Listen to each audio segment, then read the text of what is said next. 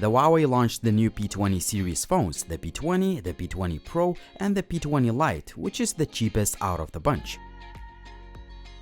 The phone costs about 370 euros here in Europe, and for this price you get a premium design with a notch display, dual camera setup, and much more. My name is Linus with the TechLine HD, and here's my review.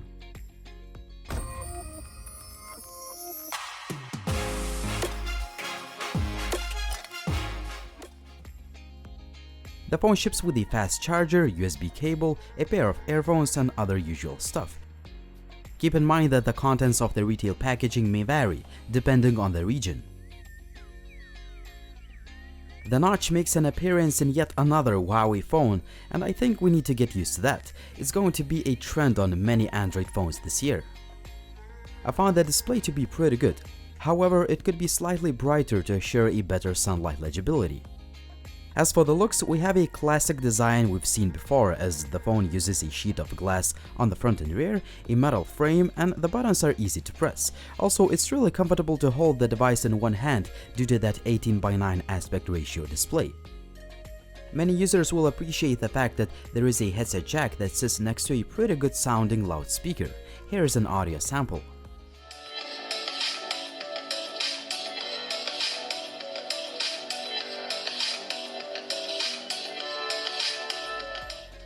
On the back there is a dual camera setup that, however, lacks Leica branding, but it takes great pictures nevertheless.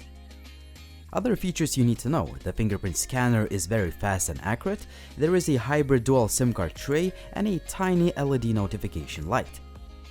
There's also a pretty reliable face unlock feature. Finally, you need to know that the phone is neither dust nor water resistant. In terms of hardware, there are a few different variants of this device. The one that I have ships with 64GB of storage and 4GB of RAM. Even though the Kirin 659 chipset is not the most powerful out there, I found the overall gaming performance to be pretty good. Well, you should expect some skipped frames in the games like PUBG, but if you reduce the graphics settings, you should be fine. Same can be said about the day-to-day performance. The phone is usually fast and responsive no matter what you do with it. If you watched my P20 and the P20 Pro reviews, you already know that the EMUI has grown on me despite the fact that it looks a lot different than stock Android user interface. The first thing you want to do is bring back the app tray so your home screens don't look like a mess. I also like changing themes, transition effects, adjusting display settings, and so on. Obviously, there are other UI features to play with, like on most of the Huawei phones. Just before we start looking at the pictures taken with the Huawei P20 Lite, make sure to check out full resolution camera samples that are uploaded to the TechLine HD Facebook page. The overall image quality is very good. The camera is able to capture a lot of detail, colors usually look nice, and the dynamic range adjustment is usually good. However, the camera tends to overexpose the scene when you take pictures on a nice and sunny day, but that's easily fixable if you take pictures using the Pro mode and reduce exposure setting. Secondary lens allows you to take really nice pictures with a shallow depth of field effect with just minimal artifacts. If you tend to take pictures in low light, the P20 Lite does a pretty good job too, but obviously it can't compete with the flagship phones in this category.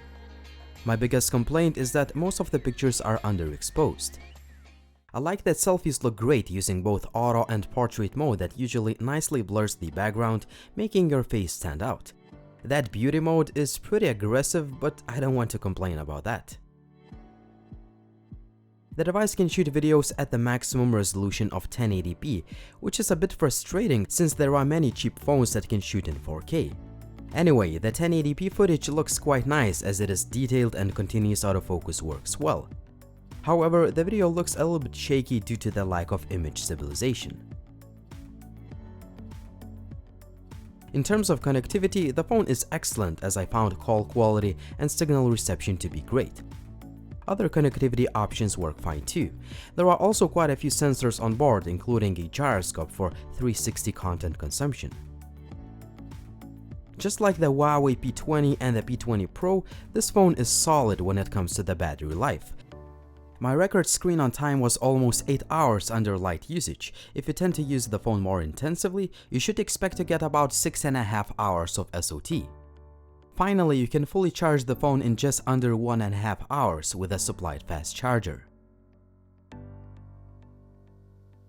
The Huawei P20 Lite shapes up to be a solid all-around phone for the price of about $400. I love this device for its beautiful design and great build quality, solid all-around performance, great cameras, good battery life, and the fact that the device still has a headset jack. What I don't like is that the P20 Lite's camera can't shoot videos in 4K, and the display could be slightly brighter for outdoor use on a sunny day. Despite these flaws, I think that the Huawei P20 Lite is a great phone for the price, and I can recommend you checking it out if your budget for a new phone is about $400 US.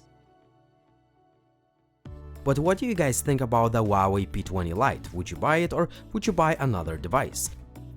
Drop me a comment down below, like the video if you liked it, please subscribe to the channel if you haven't already, follow me on social media for the latest updates. It was Linus, thank you for watching, and see you soon.